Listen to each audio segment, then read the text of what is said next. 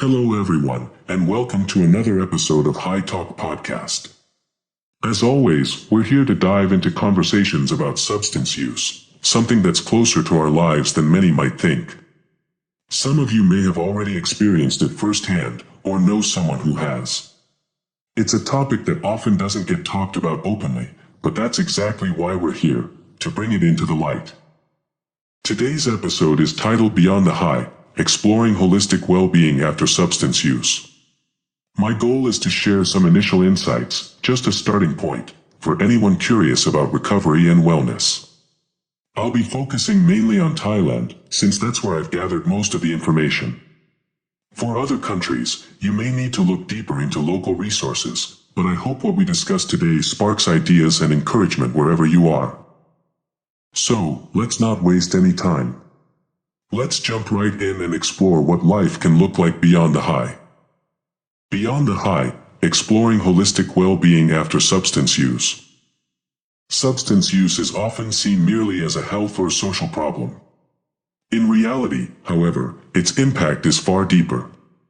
When individuals move beyond the period of substance use, what follows is a search for new meaning in life and the creation of holistic well-being that encompasses the body, mind, and society. 1. Physical well-being. Recovery of the body after substance use requires time and continuous care. Balanced nutrition, regular exercise, and sufficient sleep are essential foundations of recovery. Regular health checkups help monitor long-term effects and prevent complications. 2. Mental well-being. Psychological therapies, such as psychotherapy or mindfulness practice, help individuals understand themselves and manage stress. Developing new skills, such as emotional regulation and problem solving, reduces the risk of relapse. Accepting the past and forgiving oneself is a crucial step toward building emotional stability. 3. Social well-being. Support networks from family, friends, and community play a vital role in recovery. Participation in social activities, such as volunteering or support groups, fosters a sense of self-worth and connection with others. Reducing social stigma is essential so that individuals in recovery can reintegrate into society with confidence. 4. Spiritual well-being. Many find that connecting with faith or spirituality provides inspiration and hope. Practices such as meditation, religious observance, or seeking new meaning in life are part of the healing journey. And in the next step, we will talk about rehabilitation and holistic well-being care after substance use. Rehabilitation after substance use. Rehabilitation after quitting substance use is a long-term process that encompasses physical, mental, and social dimensions, far beyond simply stopping the use of substances. This document is designed as a practical guide for individuals in recovery, their families, and healthcare providers. It compiles treatment approaches, medical techniques, behavioral recommendations, and available support resources in Thailand. Principles of holistic rehabilitation. Establish a stable daily routine. Set consistent wake, sleep times, meal schedules, and daily activities to build stability, reduce stress, and lower the risk of relapse. Treat co-occurring medical and psychiatric conditions. Screen and treat depression, anxiety, or related physical illnesses, with regular follow-up under medical guidance. Integrate medication and psychosocial therapy. Substitution or craving-reducing medications should be combined with behavioral therapies such as cognitive behavioral therapy, CBT, and family support. Rebuild life and vocational skills. Occupational therapy, vocational training, and social support reduce risk factors and strengthen economic stability. Recommended treatments and therapies. 1. Medical treatments. Methadone, an opioid substitution medication used to reduce withdrawal symptoms and cravings. Must be administered under specialized clinic supervision with close monitoring. Buprenorphine, a substitution therapy that lowers overdose risk and helps control cravings, used alongside psychological therapy. Naltrexone, a medication that blocks the effects of opioids or alcohol, reducing the likelihood of relapse.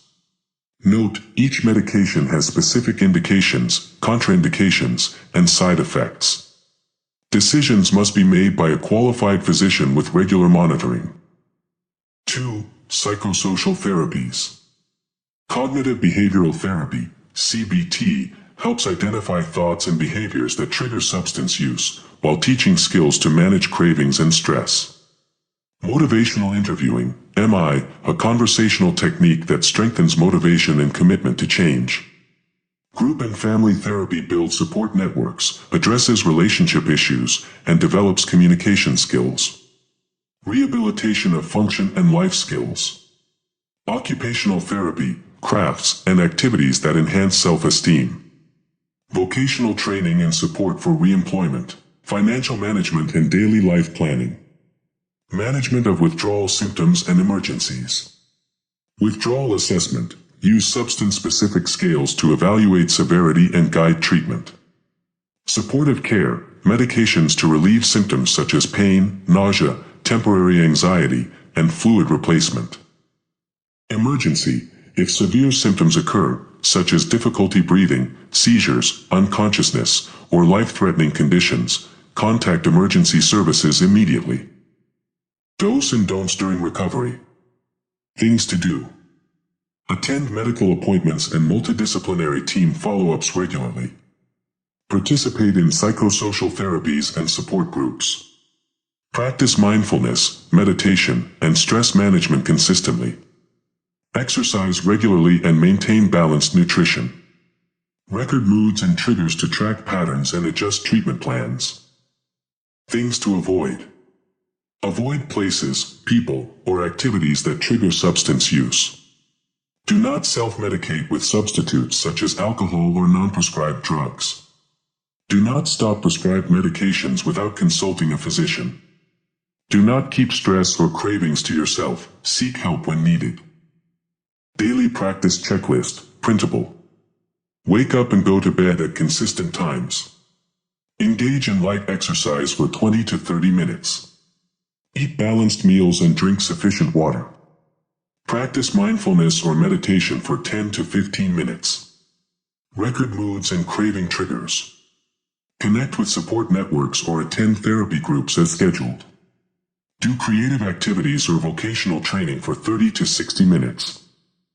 For anyone who is seeking support from professionals or agencies that provide care in Thailand, you can reach out and access services directly. I've gathered some basic information to help you get started. 1. Department of Mental Health Hotline 1323, 24 hours. Website worldwideweb.dmh.go.th. 2. Princess Mother National Institute on Drug Abuse Treatment, PMNIDAT, tel 0253100080. Website worldwideweb.naric.or.th. 3. Psychiatric hospitals and general hospitals. Local drug treatment clinics. Emergency hotline 1669, 24 hours.